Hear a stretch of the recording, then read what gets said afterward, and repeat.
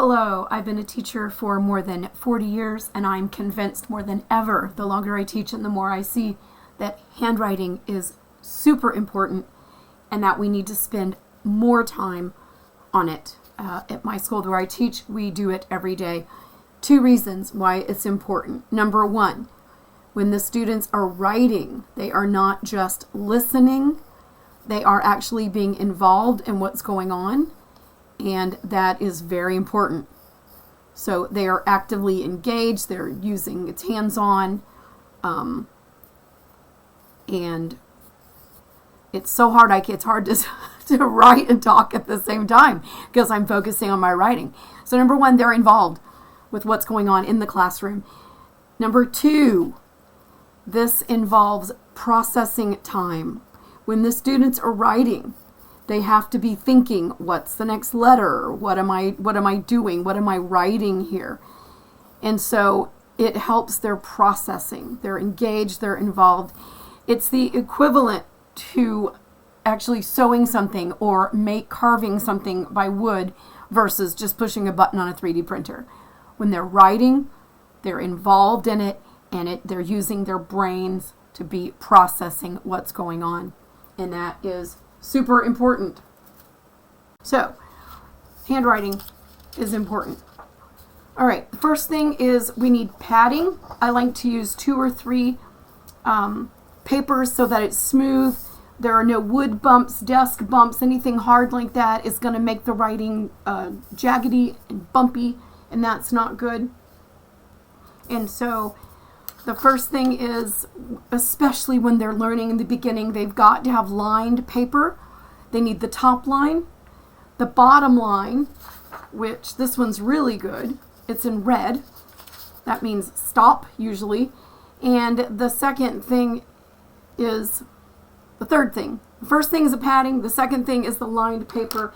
The third thing is when they are first learning, it's got to be, the paper has to be still. This does 2 things. If you tape it down, and in the 1960s, this was commonplace. When I was in school, when we learned in 1st grade, the teacher taped all 4 corners, if I remember correctly, of the paper to hold it still. When students graduate then, after about 3 days of this, it will drive them crazy to try to write. I don't know how many students that I've taught that have done this, and the paper, especially if they don't have padding, is on a surface and the paper is constantly moving around. Once you've got this taped down, you learn that when you write, your left hand, if you're right-handed, or your right hand if you're left-handed, is at the top of the paper holding it still. And when the paper is still, you can write and it's not wiggling around and moving around. And that, again, is so good for their brain processing. Everything is calm. Everything is still. We're not dealing with wiggling around and sloppy writing. So, all right, the next thing is the grip. And the lobster pinch grip with the 3 fingers is the traditional best way that I've ever seen. It rests on the 3rd finger there, right about the knuckle. And the 2nd finger is there to hold it still, and then your triangle grip is completed with your thumb. All right, so the grip is number 3, super important, and number 4, your fist has to be resting on the paper. This is what does the writing, not the arm, or even students sometimes write up in the air. That is super important. There are also those little triangle grip thingies that can be used. Those are great for a while when they're younger, or even the big pencils, as long as they have the right grip. When I was in 1st grade, there were 1 or 2 students that could not. They were holding it funny, or whatever, or something like that. And literally, the teacher, I remember the teacher, she was sweet about it, but she said, you are using the wrong grip, and it's going to be a problem for you the rest of your life. And she actually came around, and she got a thing of tape, and she wrapped it around, and those children walked around all day with that hand until recess or something. It was that important, and that impressed upon the rest of us that this is super important. affects the rest of their schooling. It affects how they're going to process everything they learn. Is it fast and sloppy and haphazard and wrong, or is it orderly and done correctly? All right, the first thing is they have to learn downstrokes. Every letter should start at the top and go down. Down. They should never be going up. It makes these wispy, messy strokes. It should always be, a lot of times they'll say like an airplane or, is landing, boop, right on the dot, and then go down and stop the car or the airplane at the red line. And if they go over, circle it. Look, that you went over. Look, you went under. They need to learn to make those lines correctly. The next thing is it's always left to right, like with the letter E, left to right, and then up and over, left to right. With the letter T, left to right. With the capital letter E, up to down, left to right, left to right, left to right. If the students are going up and down, sometimes down, sometimes up, sometimes left, sometimes right, again, everything is disorderly, and it does affect their brains and how they process things because everything is haphazard and a mess. So when they learn the direction for every letter, for example, an A is going to be start at the top, go down and stop on a slant, go back to that top, go down again, stop on the red line, and then left to right, stopping right at that. We don't go over the lines. This should be modeled for students on the board with lines. They make these awesome little magnetic things that stick on the board now. And the students should watch that several times. They're not going to get it just after once. Show them again. Start on the dot, go down to the left, stop right on the red line, go back to the dot, go down and to the right, stop on the red line, and then left to right, right on the lines, not crossing over, not sloppy. They need to see this 3 or 4 times before they even attempt it on their own. Then they should do it in the air. Have them reach up in the air. Start on the dot, go down, stop. Go back to the dot, go down, stop. And then go to the left, left to right. They should mimic those motions in the air a couple of times before they ever get a paper. Then they get their paper and we tape it down. And I like mine to have their name there at the top after they know how to correctly write their name, which, to be honest with you, they need to learn the letters first. All right? And this is a review of all the letters. I have each of these, a whole page of just capital A's and a whole page of lowercase a's or whatever. This is a review. But for the sake of this video and trying to keep it short, we're going to go through it like this. So we already did the A. The B, stop, go down, go back to the top, around and around. And they should trace the first one. And then they should do it on their own. Double check. Do they have the right grip? Is their arm down? Is their hand at the top of the page? All right. C, up again to the left, down, and then up a little bit to the right. And then they should do their own. And by this point, they've already done a whole page of these, and this is review. The D, dot, down, go back to the dot, down and around. Make one on their own. And when you're done, you should go through and grade it. Look for something that they did wrong and circle at least one thing in a different color. I like to use purple instead of red. But constantly be trying to fix it and correct it. If you show them it's important, they'll believe it's important. Down, left to right, left to right, left to right. Down, left to right, left to right, left to right. F is the same way. Down, left to right, left to right. Down, left to right, left to right. G, up, touch the line, go down, touch the line, and then in. And they have to stop completely. Stop the car completely before going in. H, down, down, across. Down, down, across. And again, each of these letters, they should get instruction on it 4 or 5 times on the board, and then like 3 times in the air before they ever attempt to do it. And they should do 1 letter a day, and they should do them correctly. Left to right, down, hook up. Left to right, down, little hook up. K, down, in, and then he kicks out. Down, down, in, and kicks out. L, down, left to right. M, and there are different ways to do this. It just needs to be consistent. Down, back to the dot, down, up, down.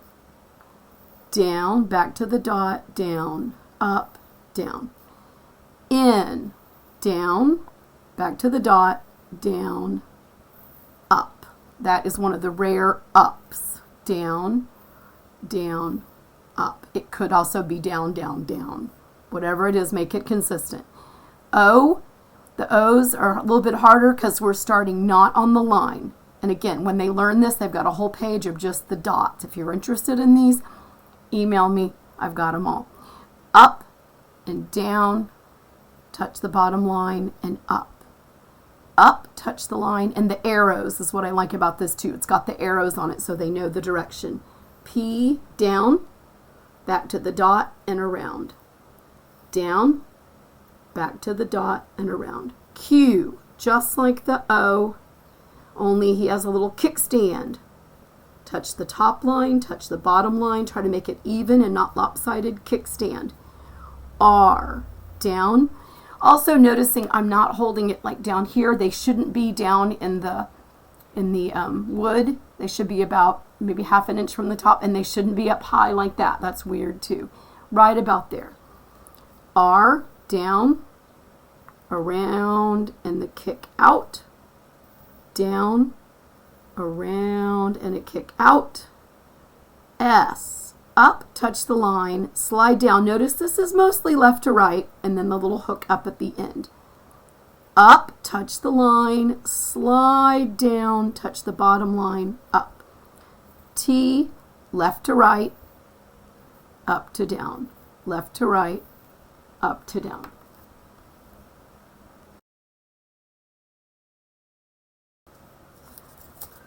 And I'm just going to use the tape on here again. I just want to stress, if a child learns the first couple of days when they're writing like this, they'll never want to go back to the wiggle. They should always have that hand up here.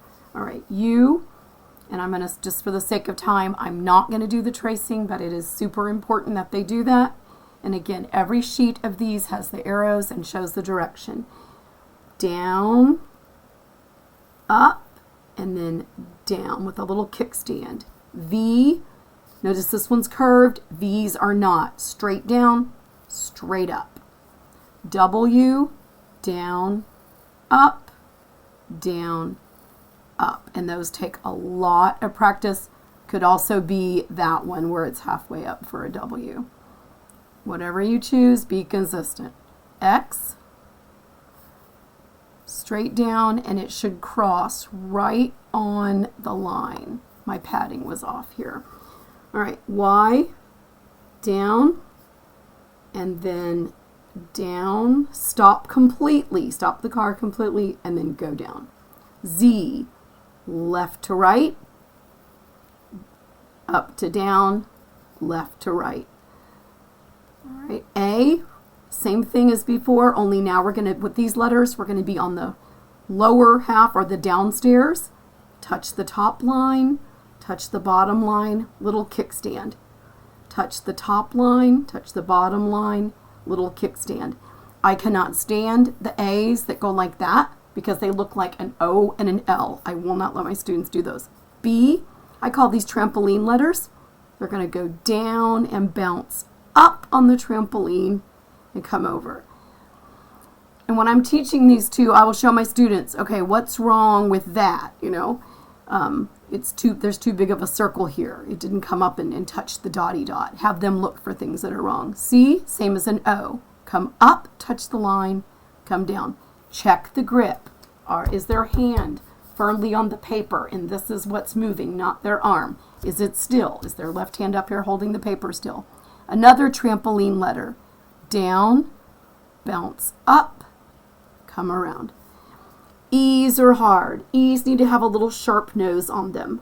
Left to right, stop, sharp pointed nose, up, touch the dotty dot, come back through the dot and down and up. I remember when I was in first grade, to me those were the hardest letters, but I had a good teacher. F, these are your shepherd's crook letters. Come up and down and then left to right. G, just like the A's and the O's and the C's, we're going to start below the line, come up, touch the line, go up, and notice this is our first letter that gets to go down to the basement. H, trampoline letter, down, bounce up, and over. I, start on the dot, go down, and I don't like if they just make a dot like that. I tell them to make a little bitty dot. And you know what's fun? Use purple or different colors or something. All right, J, another basement letter. We're going to start on the dot, go down, hook up, and then our little dotty dot. K, down, same as the capital letter, but now we're only in the downstairs for our K. He kicks in and kicks out. L, on the line, on the line. If they do nothing else but stay on the lines, their writing will be pretty good. M, trampoline letter. This one gets to do 2 bounces on the trampoline. Notice how everything should be slow and deliberate. N, down, trampoline, bounce up, touch the dot, and stop right on that bottom line. O, again, below, rainbow, little rainbow letter. The G is a rainbow letter. The A is a rainbow letter. The C is a rainbow letter. The O, start on the dot. Your rainbow goes up and touches the dotty dot, comes down, touches the bottom line, and stop.